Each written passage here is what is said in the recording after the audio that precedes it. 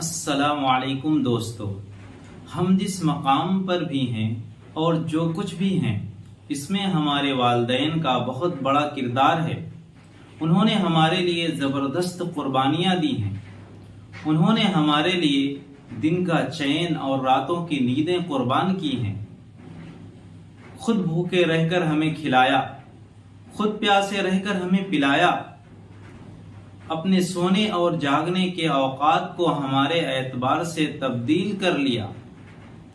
جب ہم جاگتے تو وہ جاگتے، اور جب ہم سوتے تو وہ سوتے، اور جب ہم بیمار ہوتے تو وہ بے چین ہو جایا کرتے، اور جب ہم خوش ہوتے تو وہ مسکرانے لگتے۔ دوستو، غرض کہ انہوں نے ہمارے لیے ہر طرح کی قربانیاں دی، طرح طرح کی مصیبتیں برداشت کی۔ ہمارے آرام کے لیے انہوں نے اپنا سب کچھ قربان کر دیا اور بڑی مشقتوں سے ہمیں پال پوس کر بڑا کیا۔ ہمارے جیب میں 4 پیسے آ گئے اور بدن میں طاقت آ گئی، اور ماں باپ بیچارے بوڑھے ہو گئے، بیماریوں نے گھیر لیا، بدن کمزور ہو گیا۔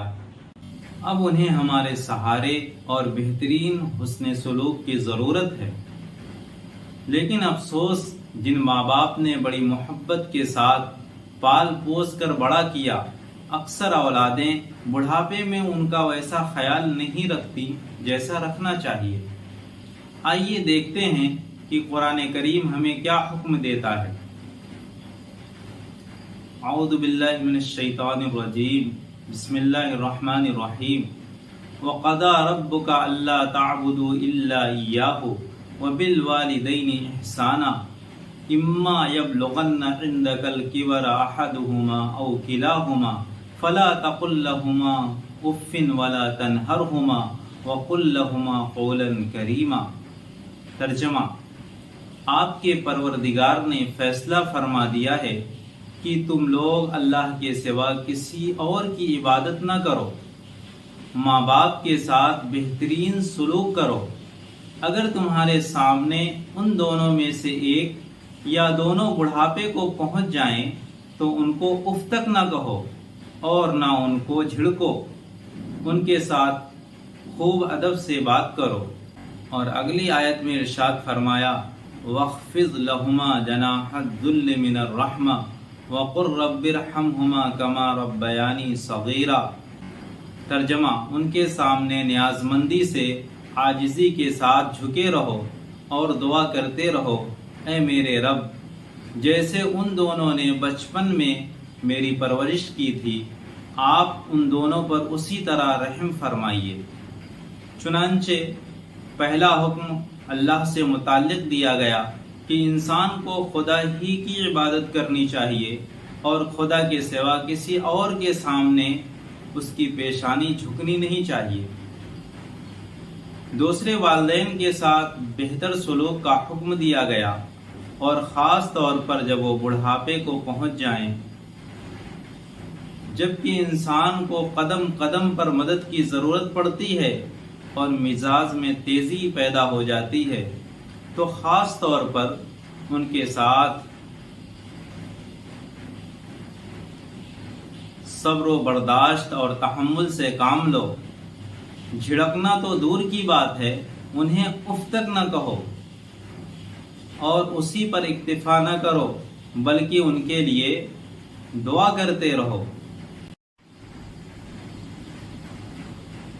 بلکہ ان کے لیے دعا کا بھی اہتمام کرو کہ میرے پروردگار، جس شفقت و محبت کے ساتھ انہوں نے ہماری پرورش کی ہے، ہم تو ان کا بدلہ ادا نہیں کر سکتے، لیکن آپ اپنی رحمت کے ذریعے اس کی جزا عطا فرما دیجیے۔ والدین کے حقوق کی جو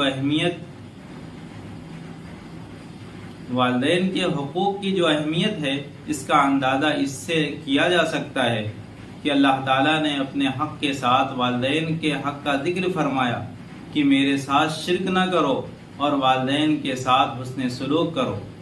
اسی طرح رسول اللہ صلی اللہ علیہ وسلم نے صحابہ رضی اللہ عنہم اجمعین سے ارشاد فرمایا کہ کیا میں تمہیں بتا دوں کہ سب سے بڑا گناہ کیا ہے؟ صحابہ رضی اللہ عنہم نے عرض کیا، ضرور ارشاد فرمائیں۔ آپ صلی اللہ علیہ وسلم نے فرمایا اللہ کے ساتھ شرک کرنا اور والدین کے ساتھ نافرمانی کرنا۔ ترمذی حدیث نمبر 1901۔ یعنی نیکیوں میں بھی توحید کے ساتھ والدین کی اطاعت کا ذکر فرمایا گیا ہے، اور گناہ میں بھی شرک کے بعد والدین کی نافرمانی کا ذکر فرمایا گیا ہے۔ دوستو، ان آیات اور احادیث پر اگر ہم غور کریں تو ہمیں بخوبی اندازہ ہوگا کہ والدین کا مرتبہ کتنا بڑا ہے۔ دوستو، ہمیں ہر وقت اپنے والدین کی خدمت کے لیے تیار رہنا چاہیے۔ ہمیں یہ کوشش کرنی چاہیے کہ ہم سے کسی قسم کی انہیں تکلیف نہ ہو، بلکہ قدم قدم پر ہم سے انہیں راحت پہنچے۔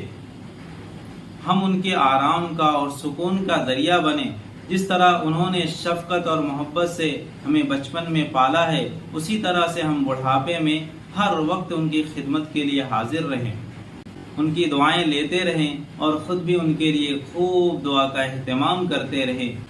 انشاءاللہ اللہ تبارک و تعالی ہمیں اس کا بھرپور بدلہ دنیا اور آخرت میں عطا فرمائیں گے۔ دوستو، آج کے لیے بس اتنا ہی۔ السلام علیکم ورحمۃ اللہ وبرکاتہ۔ اللہ حافظ۔